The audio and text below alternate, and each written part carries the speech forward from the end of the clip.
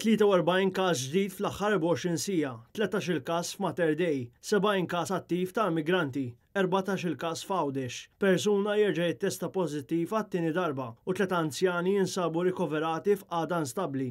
Din hija l-istampa li tagħti s-Superintendent tas-Saħħa Pubblika, il-Professur Charmaine Gauci, fil-bulletin mediku li fih ikkonfermat kif Mater Dei hemm 13 persuna li qed jingħataw il-kura, wieħed fit-taqsima tal-kura intensiva, 4 fis-swali diversi u 8 fit-taqsima tal-mart infettiv. Fl-Infectious Diseases Unit għandna 4 persuni li huma l fuq minn 80 sena, persuna li għandha fuq xi 74, persuna oħra 44 u persuna oħra ta' 37.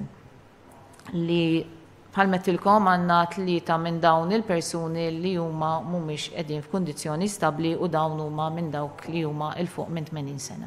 Ma' dawn imbagħad hemm 8 pazjenti fl-Isptar Boffa u 15 oħra f'St. Thomas. Iħabbret li fl-aħħar 24 siegħa kienu 43 il-persuni li ttestjaw pożittiv għal COVID-19 biex bekk f'din is-27 ġimgħa tal-pandemija kellna 263 każ ġdid. Il-każi totali minn mindu faqqet il-pandemija f'pajjiżna f'Marzu li għadda issa jlaħqu mal-2451 filwaqt li fiequ 30 persuna oħra biex il-każi attivi telgħu għal 469 li jinkludu wkoll 70 każ attiv ta' immigranti. Il-Professur Gauci kkonfermat każijiet fil-ħabs, 51 każ minn clusters ta' familji u 33 każ ġdid fid-djar tal-anzjani. Għandna 13 każ Casa Antonia li minnhom hemm 11 residenti u 2 kienu carers.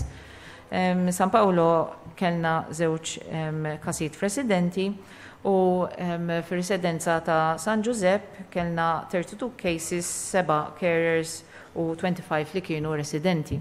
Charmaine Gauci saħħet fuq l-importanza tal-protezzjoni ta' dawn l-anzjani anke fid-dawl li issa qed joqrob l-istaġun tal-influwenza. Aħna ridna nipproteġu lin-nies vulnerabbli, nipproteġu l-anzjani tagħna fid-djar speċjalment fejn inti hemmhekk għandek iktar riskju fejn jekk għandek persuna waħda jista' faċilment jgħaddiha lil ħadd ieħor. Din iż-żieda affettwat ukoll l-età medja tan-nies pożittivi għall-virus. In-nisa il-fuq minn 55 sena qegħdin iktar ikunu prominenti fil-figuri tagħna. U infatti jekk nieħdu l-average age ta' dawk li qed ikunu affettwati dal-aħħar ġimgħa l-average age kienet ta' 47.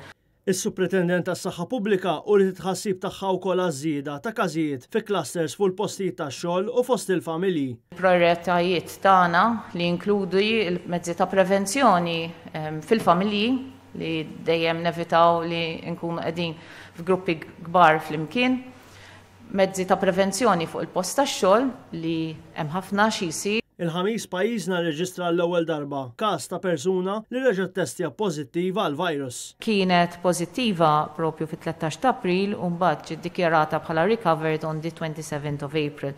Li ġara propju li l-persuna reġgħet ittestjat pożittiva propju issa ir-riżultat ħareġ il-bieraħ. U hawnhekk għadda perjodu mhux ħażin. U allura kif spjegajt qabel is-sitwazzjoni tidher li probabbli dil-persuna tkun għandha infezzjoni li hija ġdida. Charmaine Gauci mill-ġdid enfasizzat l-importanza li l-pubbliku jilbes il-maskra kif suppost mingħajr ma jmissa bla bżonn li jaħsel idejh ta' spiss u li tinżamm il-distanza soċjali.